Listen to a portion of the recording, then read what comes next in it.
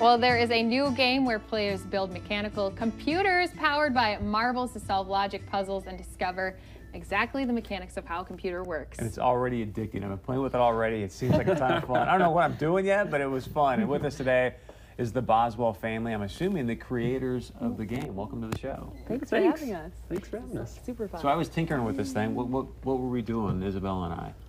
Well, first of all, you were running a program. So when you press the lever down here, you actually start a program. You can do it again if you want. So just touch it? Yeah, you just press it down.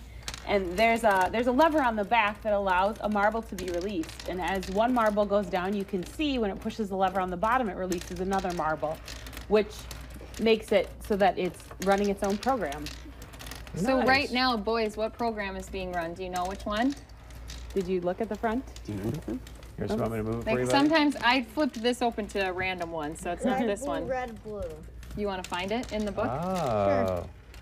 Yeah, so You can sometimes you can make programs that just make a certain pattern, and other times you can make programs that do something like they can count or they can add numbers together or subtract. Multiplication. That's right. Yeah. Yep. So let's just kind of explain how you guys wanted to get this thing started, where it all kind of came from. It all came from your idea, Paul. Yeah. So I guess. It started with when I was a professor at the University of Minnesota. I had students, and there was a great need for students who could program, and you couldn't really find them unless they were computer science students. And I had my own kids, and I was looking for ways to teach them how to program. And so I started thinking about how you could make a board game that teaches programming, but it was kind of tedious to run through all the commands, right? So then I thought about how you could make a board game that runs itself. So I found this old computer, or this old toy back in the 1960s called the Digicomp 2. And it was sort of a program, or a computer that ran itself, and I made it something that you could reprogram and move parts around to different places, and also made it so that it can run anything a regular computer can run too. You guys should get another one set up so Chris can press that lever again, because he was having so much fun. Does it matter if I do red or blue, or? Yeah, so usually put blue over here and red over there. Okay. While you do that, I'll change this. Let's scan for another. So when you guys are changing out these gears, talk about the different ones, because you were naming all of these That's before. right. What are these different ones that you guys have here? Oliver, why don't you go ahead? Tell what the green one is. Okay, up, so the green one is like a wire. and it's called a ramp, and it's like a wire. So it just goes down to the next one. Okay. What about the orange one? The orange one, this is called the crossover, and it has balls cross each other. So if it comes in through this side, bounce, bounce. Or no. Comes through this side. And it Bounces down, goes out the opposite side. What about these blue ones? This one kind of looks like an anchor with an arrow. It's a bit, and bits, they like store information. So if a ball comes in from either side and it's like this, it'll move down and it'll send it that way. So it's kind of like turning an on and off switch, right? Yeah. Yeah. And then you also have some purple ones, a gear. Yeah, a gear bit. And these things make the setup Turing complete.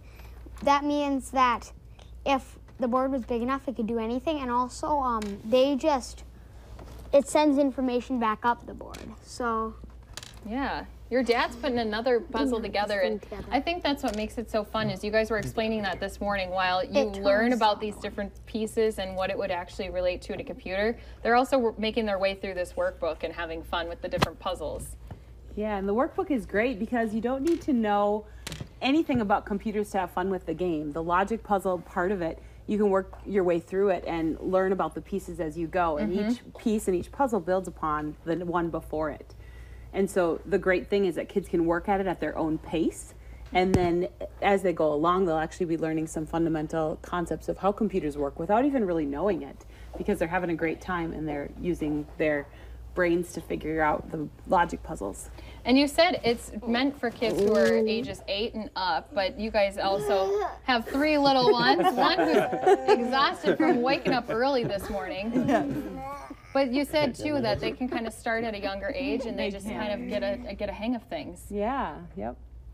So what's that? I was just going to ask you, did you then put a new program, I would call it, in here? Yeah, that's right. So this one gives a little better feel for how this is a computer. So these are called bits. And so these parts can point right or left. They're switches. Just like on a computer, you have zeros and ones, right? Henry's helping. He's watching his finger in the camera. He's helping. So in this case, if you have a bunch of bits together, you can make a number. In this case, this one counts. It counts out 8 balls. Yeah, do you not want to wave to the camera? Look, there you are. There he goes. So in this computer here counts out 8 balls and then stops itself. Oh. So I'm do you want sorry, to start it, 'cause Henry? I was Push enamored that with the down wave. right How there. did you? Whoop, whoop. Whoa! There it goes. Here, we have to hit the emergency stop. Oh, is that the emergency? That's This is right. the emergency stop. That's like the escape button. It's I'm like, kind of fun though. It sort of feels like it's alive when that happens. You can't really. Now, you balls guys sorta- had a Kickstarter campaign to get these up and running so that you could create them for families and other people to bring them in their homes. So talk about that. Your goal was $43,000? Yeah, 48,000. 48. And then at the end, we made that amount in the first 14 hours. wow. And then by the end of the 30 days, we had raised over $400,000. And the neat thing is that we have 5,000 backers. They're from all over the world, and they are some of the most enthusiastic backers that you could ever hope for, because they are really excited to have the game and they're to play it. And we even had a backer who made an online emulator of the game. Yeah. It's really awesome. fun. Henry, do you want to press the switch? All right. Do you think you can press So- this button right here? How did you choose the 8 thing again? There we go. There we go. Okay, so it's gonna run 8 balls, and then it's gonna stop itself. So there's 1, there's 2, and if you know, so this gets a little nerdy here, but if you know binary, you see that these bits here are actually showing you a number. So this is like the 1. This counts for a 1, 2, 4, and 8. And if it's pointing to the right, you add it to the total. And if it's pointing to the left, you don't add it to the total. So for instance, this is 1 plus 4 is 5. It's just like, Chris, I should have started this when I was younger, so I could have gotten it too. It seems kind of intimidating seeing this. You're like, how on earth could it do that? But you work through the puzzles one by one, and it makes a lot more sense when you actually get up to this point. So it did it. It stopped itself. It counted out 8 balls, and then it put the last ball in the interceptor to stop it.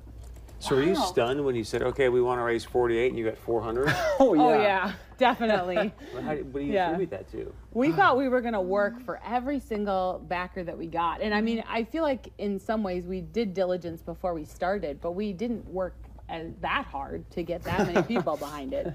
So Yeah, after the first day, we were like, okay, we got friends and family who bought the game. Good. It's going to, level out now. That's about all we're going to get. And the next day it doubled, and we were like, what? Yeah. This is crazy. Congratulations, that's fantastic. It was pretty fun. Yeah. So if I want to get one of these games, how do I do it?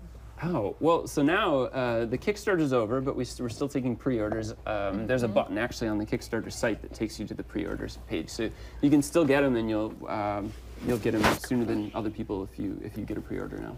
Yeah. Awesome. There's the they're- website down there. Yep, website's up there. So if you guys want to pre-order them, they're going to be making them very soon. Woo. And when you go to that website too, you'll see our whole Kickstarter, which has a lot of the backstory and a lot more pictures and videos, so you can understand the game more thoroughly. And Isabella was already playing with it this Yeah. morning, so it's something kids are definitely going to be interested in and intrigued with. So thank you guys for bringing the whole family. Yeah, thanks so much. Yeah. This has been Wave, so fun. Henry. All right, when we come back, we'll wrap things up here on North Dakota Today.